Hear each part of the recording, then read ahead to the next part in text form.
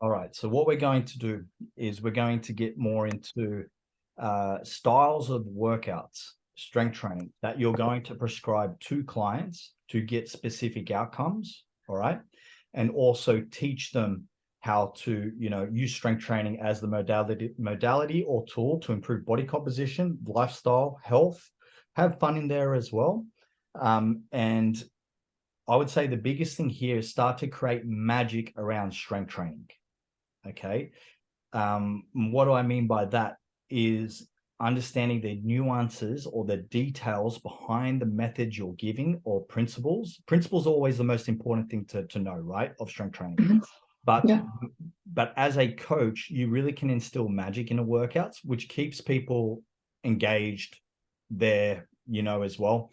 And it makes it more enjoyable, right? And you do get better results. So what Yeah. we're going to look at is body composition to start with before pure strength. So just understand there's styles or methods of workouts that are better for body composition, less fat, more muscle. There's styles that are better for pure hypertrophy, where body fat may come up, where we're building heaps of muscle mass. There's also styles that may be better for pure strength, okay, where we're just trying to get as strong as possible. All right. Now, you got to listen to your clients' goals. A lot of our clients see us for body composition. Mhm. But we need to also understand the principles to get strength up, etc. If the client comes in for that, okay. Yeah. So we're going to run through these slides. These slides I made a little while ago. Now our goal here is to learn and understand special methods for body composition hypertrophy. Okay, hypertrophy is where we're increasing lean mass or lean muscle. Okay, that can Mhm. come through mass or circumference size of the muscle. You already know what body composition is, but also I'll add in here principles we want to learn, okay, which is mainly important. Learn how to use these methods when programming for clients looking for body composition goals, which a lot of your clients will have. Know when not to use these methods. Some methods will be good, some methods not so good for that client. Think of it like right tool for the right job. Yeah. And know how to progress with programming. If you've given someone GPP, for example, or you have someone, you have a step-by-step system and reasoning why this method fits them here, and you also know where you want to take them in the next one. Okay. Yeah. That's the goal. Mhm. Now, body composition simply, it's dropping body fat and, retaining, building lean body mass. Weight loss is where, we lose possibly both. Body composition is where we present a much better physique due to the fact of increasing lean mass, lean muscle, but also due to the fact of decreasing body fat. Okay. It's the relationship between body fat, lean body mass. Yeah. Most of your clients throughout the business, this will be a big goal of theirs. Okay. Yeah. To get the best result, it takes 100% with both. People usually say it's 80% this and 20% that. Yeah. It's 100 to get the best results, 100% of each one. And like Yeah. I think of it as a game of ticking boxes. The more boxes you tick, the better results Mhm. that come with that scale. Yeah. Yeah. Just some rules when it comes to programming, and think of programming like you writing programs and planning, which is periodization of those programs over time. Always have the client's goal in mind. All right, where they want to end up. You map out the goal with the numbers of their scale weight, body fat. That's where you want to go. Okay.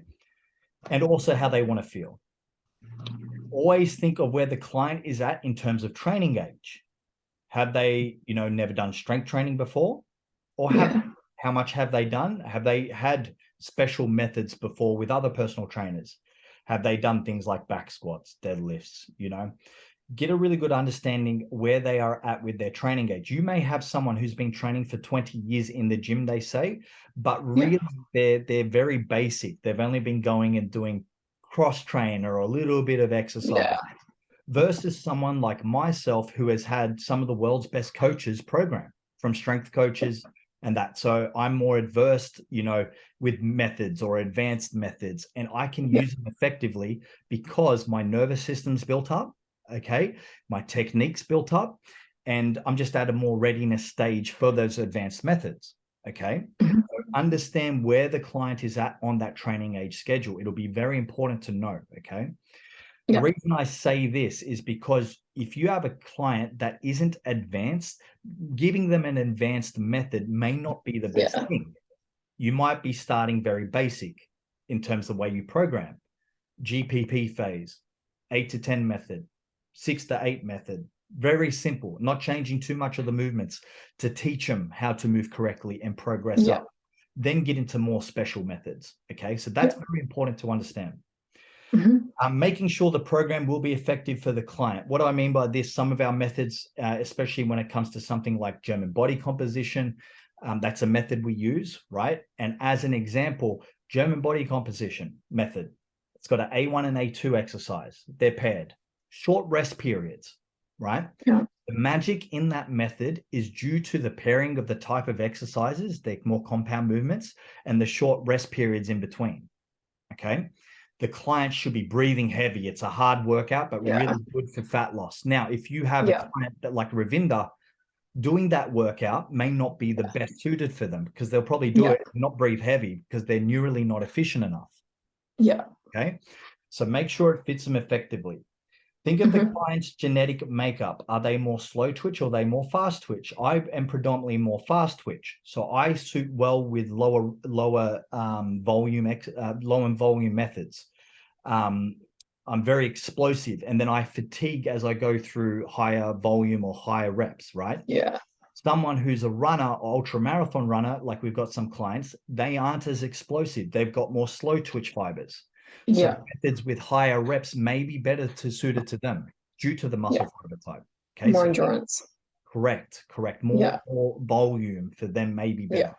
Very important. Remember, what I'm teaching you here is the details of strength training, because just strength training, once again, we can get 100% better results or 0%. Yeah. There's in between. Yeah. We want the way we do our business, we want to be the best of the best.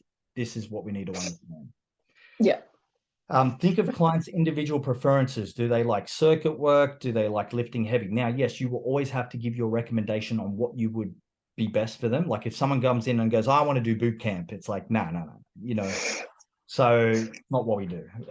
But you may use things like multi-set stuff, tri-set, giant set stuff with them because they or quicker workouts, shorter rest periods because they like to get in and get out instead of longer rest periods. So that's also important to take into consideration. Okay.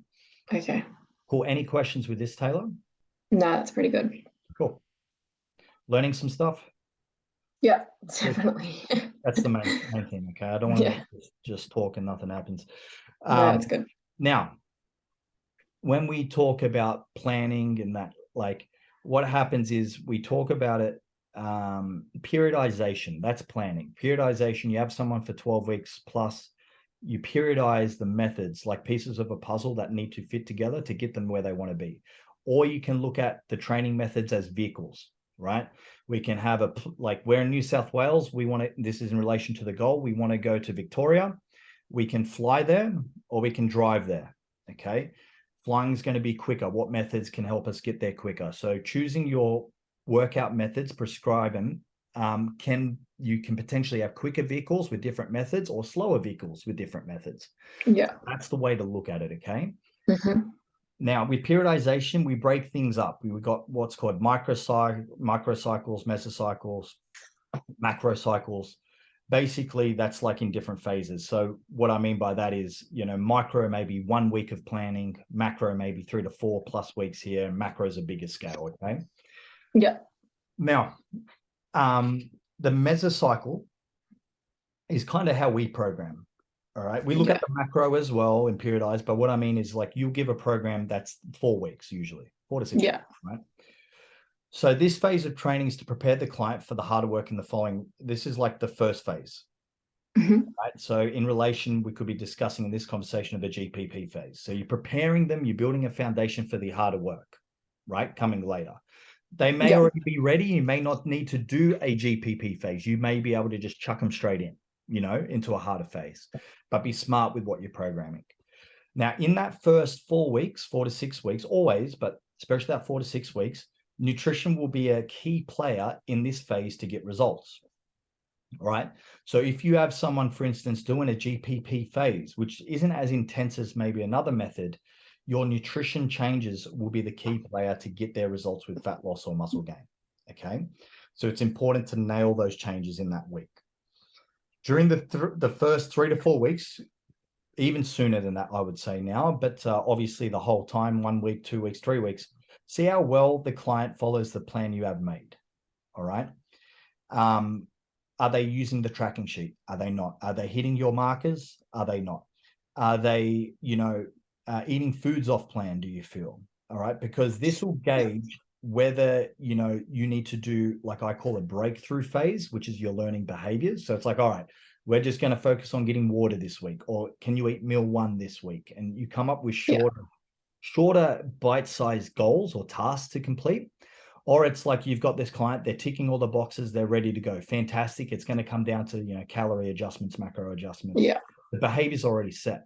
So it's important to learn whether you're going to, it's always a behavior side of coaching, but is it going to be more towards behaviors, or is it going to be more towards, the numbers? Okay. Yeah. Very important.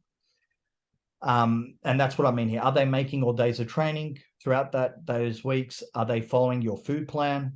Are they progressing on the markers, scale weight, skin folds, body tape? Are they being compliant? Okay. Following the plan. Ask those questions. And then if not, look as to the reason why they're not, and then come up solutions as to why. Yeah. If there's problems, you're a solution finder. That's your job. Yeah. By monitoring the above, you'll be able to see what will be the best way to keep progressing with training.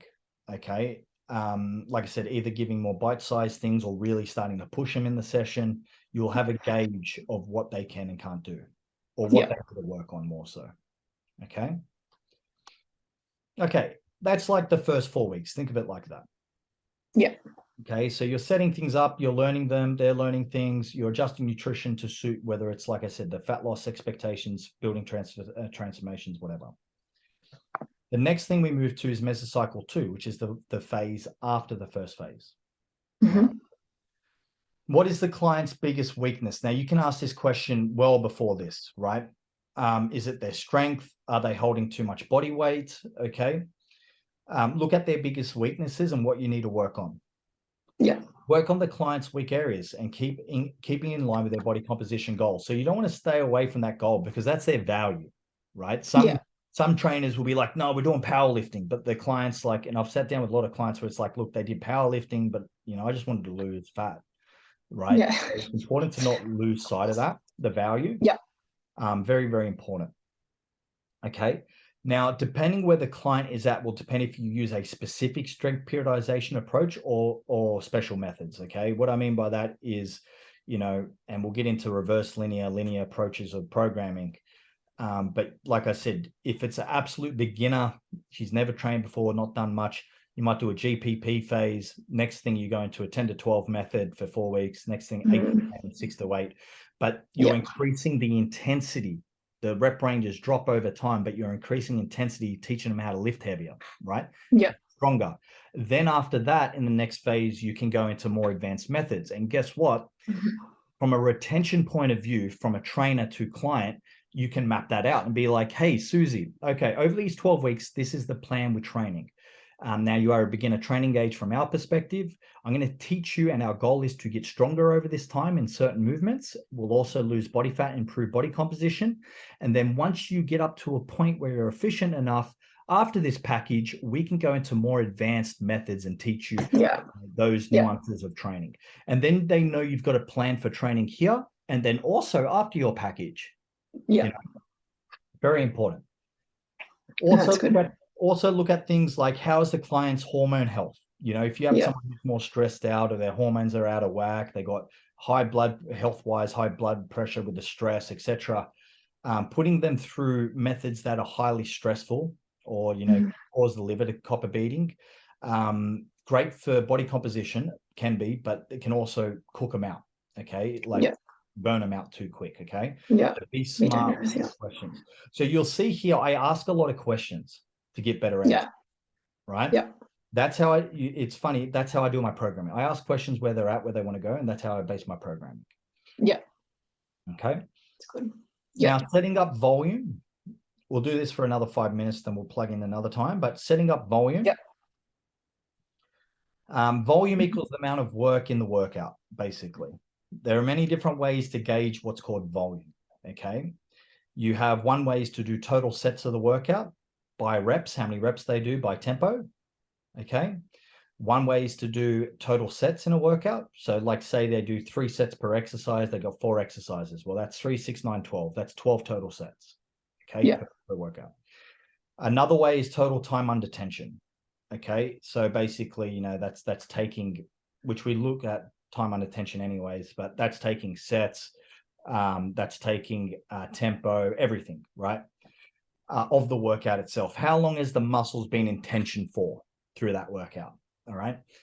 The simplest way to gauge volume in this case is going to be total sets of a workout. It's the easiest way. All right. Yeah. Now, the reason for this, and just think of it from an amount of work, simple. If someone's doing too little work, you know, will they get faster results or possibly even plateau? What do you think? Too little. No, they're not going to get good results. Good. If they're beyond what they can recover from, right? Beyond, what will happen? They're probably it's getting a bit dangerous. They're going to hurt themselves. So we know that volume can influence burnout, plateau, no results, some results. So volume we can use to be like, okay, I'm basing volume here. I want it to increase over time. Yeah. Okay, as a tool, but I don't want to go too far where they burn out or too little where they don't progress. Mm-hmm. Yeah. Right? So it's a tool because we know the more work they do, potentially, if they don't go too far, there is a point they can get faster and better results, right? And that's been studied and shown on muscle. Yeah. Okay. But we don't want to go too far and we don't want to do too little unless there's a reasoning like a deload or you're building them up, etc. Okay. Mm-hmm. So just important to understand that there's some terms in the industry like MRV, maximum recoverable volume. That's the amount that they can maximally recover from, and minimum effective volume is the minimum amount they get results with, okay, basically. Yeah. So just keep that in mind when you're writing programs. As a something we have found at times, and this isn't generalized to a degree, but sometimes girls can actually handle more volume than guys, okay, more than guys. Is it due to potentially having less body mass? Maybe, you know, but usually girls can handle more volume than guys. All right. Now, so got an idea of volume now. Just think of it, the amount of work. The easiest way to equate it is sets, but just understand there's a point where you won't recover from versus where you will recover from. And there'll be times where you want them to recover with a deload. There'll be times where you want them to push harder as well. Mm-hmm. All right. Like what I base my guys off, they do 6-week mesocycles. At times I start them in what's called a preload week, right? So think this is the marker. Anything below here is not really effective. Yeah. Okay. All right. This marker here, anything above is effective. So I start them in preload. There's a bit of volume, week 1. Then week 2, they go into working volume, okay? And then in the last 6th week or 5th week, sorry, they go max volume. They're doing a lot of drop sets and stuff like that. And here's the point of not recovering well, max. Yeah, they're really pushing themselves. Correct, bad, like full on, right? Yeah. That's the intention, but because we can get some great results there. Then what I do in the 6th week, I put him into a deload, which is below effective to recover. Right. And then they supercompensate, they refresh, recover. And then I start that process again. Preload, working, max, deload. That's how I periodize. Okay. Okay. Just understand that little scale there of how to work. Yeah. Right. Yeah. Okay. So in a simple sense, this is an idea of that. Right. Now you'll see here. Remember, Meso 1 goes for 4 weeks or so. For 6 weeks. So in the first program, you may have them doing 20 daily sets, 4 days a week. Meso 2, the next phase, 24 daily sets, 4 days a week. Meso 3, 28 daily sets, 4 days a week. So all I've done there is raise volume over time. Now we've got to make sure they're eating, recovering, etc. But that's the idea of what I was just discussing, okay? It will be effective short term, 100% doing it that way. All right, this is one way to do it. Now, I'll get into intensity and undulation and accumulation, intensification stuff later. That'll be more relevant to this. Okay, so don't worry about that part. And don't worry about this part yet either, because that's in the next module, Okay. right? But just Yeah. understand the volume of what I'm talking about here in this Yeah. section, all right? And just as a quick takeaway here as well, right? There is a different approach for clients that want to go to 20 to 10% body fat. All right, Yeah. for male, for example. There is a different approach for clients that are at 10% body fat and want to go lower, like a physique competitor. Yeah. There's more stress and things that come into play. Okay. Yeah, definitely. Yeah. It's intense. Yeah. All right. Any questions with what we've covered here, Taylor? I think we're all good with that. Cool. We'll see. Yeah, we'll see. We'll see. We'll see. We'll see. Well, that'll do for today's one. Yeah. Right. What are your biggest takeaways with today? Just breaking down the macro cycle into meso, so 3 mesocycles. The check-in sheet as well, working with those targets and comparing what we have done. So what they're weighing in each week and comparing it with what their goal is and what they should be achieving. That's a big one. That's just comparing, like making sure we're hitting those goals and those markers. Good. Yeah. Good. That was a big one. Just making sure we're hitting those targets. Good. Do you feel you can retain more information if I keep going or not? Well, I've probably got to have lunch because I've got to go soon. All right, cool. That's all right. Yeah. So that's okay. Yeah, I've got to go in 45 minutes. I want you to retain and focus and not be rushed. No, I'm writing notes as well. Good. So we'll continue this. We'll continue this in the next one. All right. Yeah. Because I stopped here because then we get into methods themselves. Okay. Yeah. Okay. Which is what you're going to have access and programming to. So this will be just understanding, the methods a little bit more that you're going to be using. Yeah. Yeah. So we'll get into this one next time then. Yeah. And then we'll dive a little bit harder into this. Okay. Yeah. I think because everyone's I've got is in GPP phase anyway, so I haven't had to do anything else yet.